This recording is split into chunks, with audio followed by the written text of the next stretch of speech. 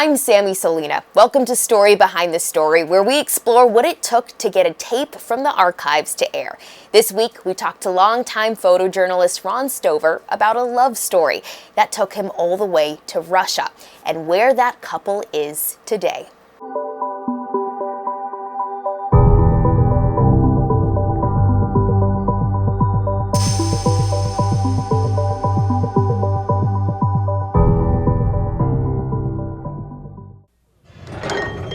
All right, come on, 8 times chance.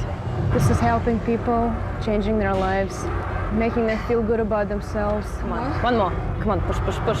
Good job. All right, now I want you to get up and stretch it out.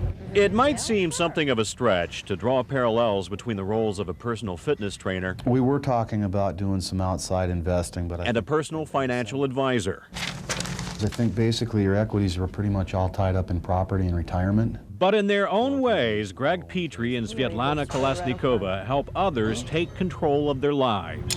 You know, if you're not happy with your body, you can't be happy. Let's just make sure that we're on track and on course to achieve your goals. And do Which makes it all the more ironic that their own life together is spiraling out of control. I feel like I'm hanging from a string. My life is being destroyed.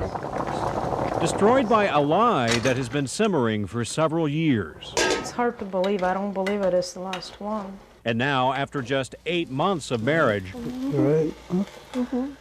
Greg and Svetlana Hang in there. could be having dinner together for the very last time, How's your appetite?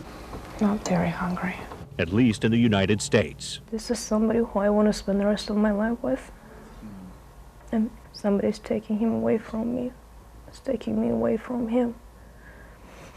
Nothing good's gonna come out of this. Nobody stands to gain anything by sending her to Russia. A member of Russia's national aerobics team, Svetlana came to the United States on a visitor's visa in 1993. Shortly after her arrival, she says, she fell in love with and eventually married this man, Leonid Kurbatsky, a Russian immigrant who has since become a U.S. citizen. I just turned 22 when I met him, naive. I guess, you know, when you fall in love with somebody, I guess you trust. And you go with what the person says, and I felt like he was the only one here for me who can help. Especially when it came to staying in the United States. Svetlana says Kurbatsky, who's Jewish, suggested that she falsely claimed to be the same and that she seek asylum on the basis of religious persecution. He said, that's the way it should be. That's what people do when they come here. And all you've got to do is fill out an application, make up a story, I'll do it for you, or just put your signature in and we'll send it. And that's it, and that's all you have to do. So he basically told me to lie. Kurbatsky wouldn't respond to our repeated requests for an interview. His marriage to Svetlana ended in divorce, Yes. but the lie continues to haunt her. In fact, once discovered, it was the basis for an immigration judge's decision to order Svetlana out of the country, despite the fact that her recent marriage to Greg ultimately was deemed legitimate by the INS, which under normal circumstances would have made her eligible for permanent resident status. You're not without blame here. You did something that you shouldn't have. Would you concede that it was a mistake? Oh, yeah. Yeah, I admitted it a long time ago. Yeah, lying is a serious problem. At the same time, does it justify the pain and hardship in the case? I mean, I don't know. Well, apparently you don't think so. I don't think it does. She's my life.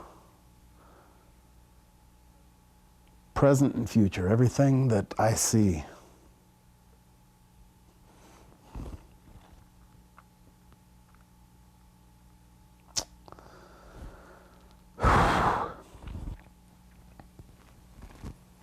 Everything that I see through her love.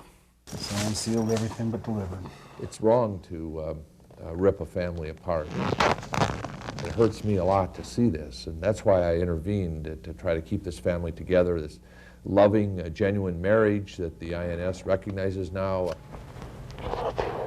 Yeah, she made a mistake. She filed a fraudulent claim because she was in an abusive situation and I think a real victim. But not even a congressman's intervention could affect Svetlana's fate.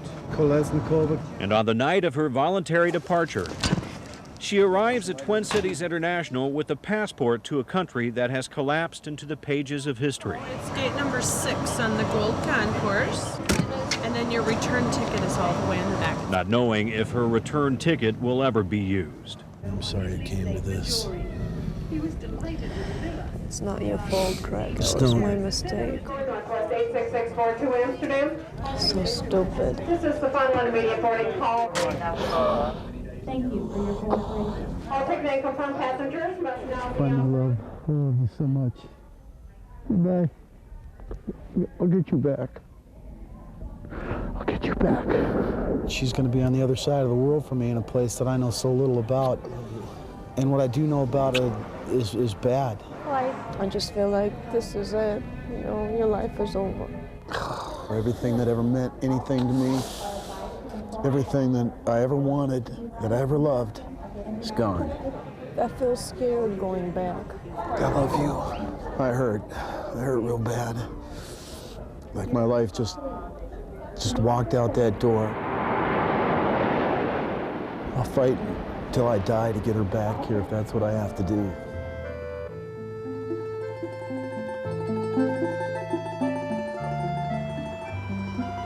During her absence, Svetlana's homeland has taken on a new face.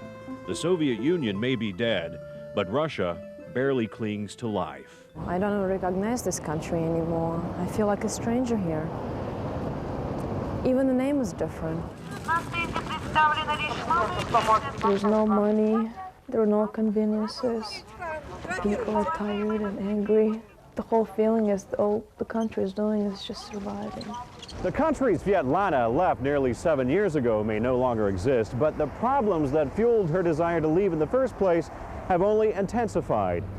The new Russia is a land of extremes, a land of haves and have-nots, where 44 million people, roughly a third of the country's population, live below the poverty line. A line which is drawn at just over 800 rubles a month, roughly $32. To better understand where Svetlana falls on that line, you don't have to look any further than her old neighborhood and the apartment she currently shares with her mother and grandmother. It consists of one tiny kitchen. This is my grandma's room. She's lived here for 35 years. And 3 rooms. Well, this is the living room my mom sleeps in, and this is her bed. Not 3 bedrooms. And this is my bed. 3 rooms. I was born in this room. Swept up in the memories of childhood, it is a bittersweet homecoming for Svetlana. Oh, I can't believe I can still do this. But any glimpses of the girl she used to be are quickly overshadowed by the predicament facing the woman she's become. She thought that everything was going well for me. Svetlana's 78-year-old grandmother, Yuba, says she doesn't understand why, in America of all places, 2 people who love each other can't be together. She's saying it seems like the USSR is there, not here. And here is America. There's people that have done this just to prove a point. And that makes me angry because they have no idea what they've done to us. Growing more frustrated by the minute, the best Greg can manage for now is a daily phone call. Hello. Hey. Hey. How you doing? I'm okay. It is a You poor okay? substitute for truly reaching out and touching someone. I miss you very much. I miss you too, baby. So much. It's hard. It's the hardest thing I've ever had to imagine. Hang in there, all right? And know that I'm thinking of you. What if it's going to take months and months to get me back?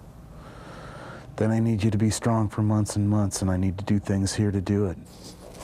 I will. I love you. I love you too. Bye. Bye. She's scared. She's not in a place that she can call home anymore.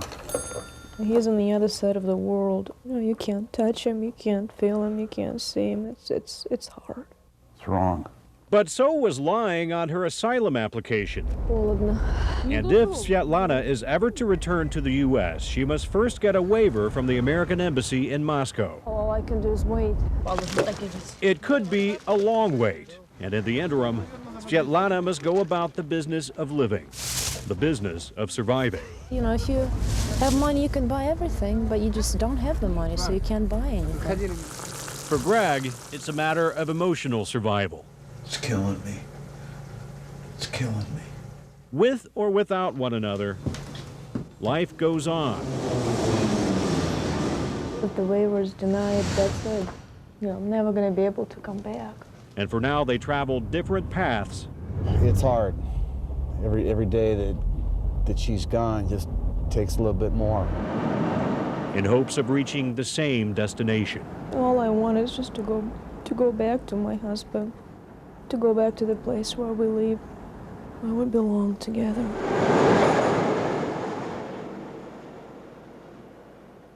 I mean, what a story. I mean, you really feel for those folks. They obviously are so in love and they're separated, but at the same time, kind of what set them on this path, and Svetlana even admits this, was this mistake that she made. She lied.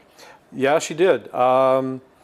But when she came here, I mean, it was at a time when the Soviet Union was falling apart. The country was changing. While she was here touring with a gymnastics group, I'm not sure exactly how they met, but she met another Russian who was Jewish, and they married, and he talked her in, Svetlana said, talked her into saying that she was Jewish in order to get asylum. And then they married.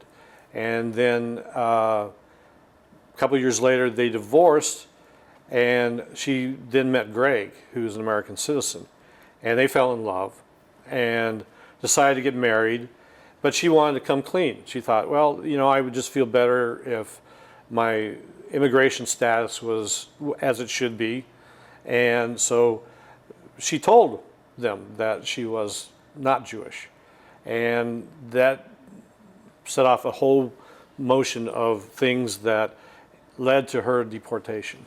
So I need to know what happened after the story aired. Do they see each other again? Do they break up? No. Svetlana, through the help of a congressman and others, was able to come back to the United States, and she and Greg picked up where they left off. They were still married. So they pick up where they left off. They've been married now for 25 years. They have a son, and she got her citizenship back in the early 2000s. So she's an American citizen, and they live in Chaska, and are very happy to this day. Wow. And eventually her mom even came over, who's in the story, and she came over and immigrated here as well.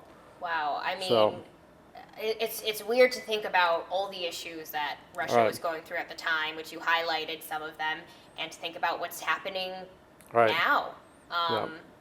It's a tough place. I mean, I kind of doubt that things have changed all that much. I would hope so, that they are better. I mean, Svetlana was very poor, I guess you could say. I mean, she wasn't middle class. She was a single mom. She had a single mom. She was born in the same apartment where they lived. Her bed was their couch. And so they didn't have much going for them, and it was a struggle. So her being sent back there was pretty dramatic. And Brad Woodard was the reporter on the story. And so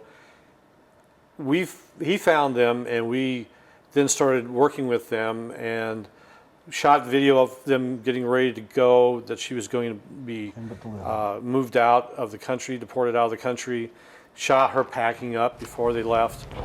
Then she took off, but we went with them to the airport, which was this incredibly heart-wrenching, dramatic parting. Oh my gosh, it was like a movie. It's like it was exactly like all the movies where they had this long embrace, and then she looks back, and it just like made me want to. It just like it was like a movie. Well, and I had a wireless microphone on him, so we could walk away. We just stepped away and kind of shot from a distance as they talked together. and said their goodbyes, and then went to the gate with them, because back in those days, this is way before 9/11, you could go out to the gate, and they just kept saying goodbye back and forth to each other as they walked their separate ways as she got on the gateway to walk away. And again, I was moving fast, and I would shoot him, then turn around and run over and shoot her, and back and forth until she was gone and he was alone. So it was this hugely dramatic thing, and totally unscripted, totally just spur of the moment as it happened. And then she went to Russia.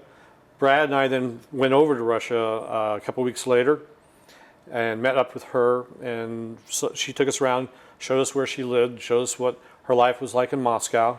It was incredibly cold, colder than I've ever been before, including Antarctica. It's just a very rough place. If you look at the video of in the markets where all of the food is frozen, the vegetables and the fruit and everything is frozen. It was just a very stark contrast to what we're used to in this country. And so we spent time with her there, and we were able to arrange one part of the story, which is kind of amazing, is that we arranged a telephone call between the two of them at the same time. And I was in Russia, we were in Svetlana's mom's apartment, and Greg was here in their house, and we had a photographer that was shooting Greg's end of the conversation on the phone while I was shooting her end of the conversation on the phone. And then we were able to put the two together, so we got both sides of them talking to each other. It's hard. A world apart.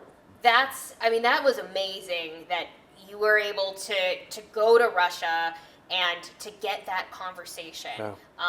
That's truly incredible. And I know you kind of mentioned, like, none of this was scripted or anything, and right. Which is, I'm sure, kind of, as a viewer, it's just this movie story. And it always blows our minds sometimes when we find stories like right. this, because this is real life. This Yeah. is what two people are going through. This woman went back to her country, and it was so difficult. You saw that emotion in her Right. grandmother's eyes, because her grandmother was just so sad that her granddaughter had to come back to their living situation. Yeah. I think one of the things that people don't always understand is that we go to great lengths to let things happen naturally. We try to stay out of the situation as much as possible, even though we do sit people down and do interviews with them.